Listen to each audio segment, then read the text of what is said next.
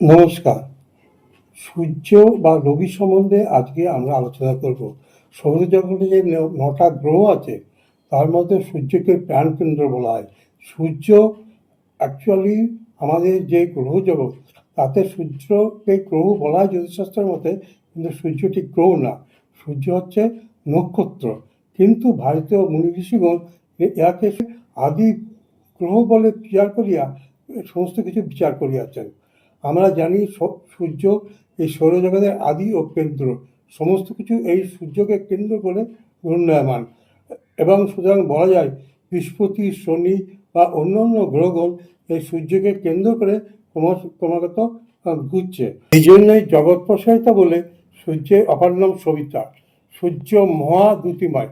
আমাদের আর্য ঋষিগণ এই জগৎ প্রসারিতা সূর্যকে তপস্যা করিয়া এবং ইহাতে পর্যবেক্ষণ করিয়া সমস্ত কিছু আমাদের জ্ঞান ধারণা করিয়া, এর জন্যই এই শস্য শ্যামলা বসুন্ধরা সৃষ্টি হইয়াছে। গভীরভাবে চিন্তা করিলে এটাই চিন্তা করা যায় যে জ্যোতিষ শক্তি ব্যতীত এই পৃথিবীর সমস্ত জীবমণ্ডল কোনো ভবিষ্যৎ নাই বা কোনো অস্তিত্ব নাই। সুতরাং পৃথিবীতে সূর্যগ্রহণ আসতে এবং এই পৃথিবীতে সূর্যগ্রহণ আসতে প্রায় 8 মিনিট সময় লাগে, তো যার মধ্যে জড়িয়ে আছে চৌম্বক ক্ষেত্র বা ম্যাগনেটিক ফিল্ড। ইহার প্রায় 13,90,000 কিলোমিটার বিস্তৃত যা ব্যাস, এবং যা পৃথিবীর প্রায় 109 গুণ বলে ধরা হয়। এর প্রধান চারিত্রগত উপাদান হইতেছে হিলিয়াম, অক্সিজেন, হাইড্রোজেন, কার্বন।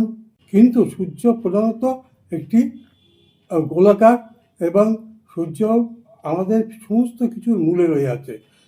সেই জন্যে আমরা জ্যোতিষশাস্ত্রের সূর্য ব্যতীত কোনো কিছুই অধরা বলিয়া মনে করা হয়।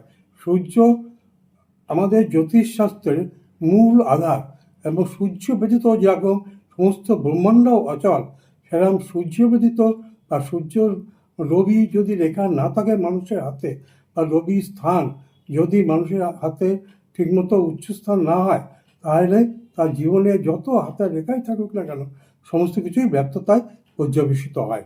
সুতরাং সূর্যকেই বলা যেতে পারে যে আমাদের এই জগতের সমস্ত কিছু, মানুষের জীবনে সমস্ত কিছু নিয়ন্ত্রিত করে। সূর্য হইতে পৃথিবীতে সময়ের যে কোনো শব্দ আসতে প্রায় 14 বছর সময় লাগে।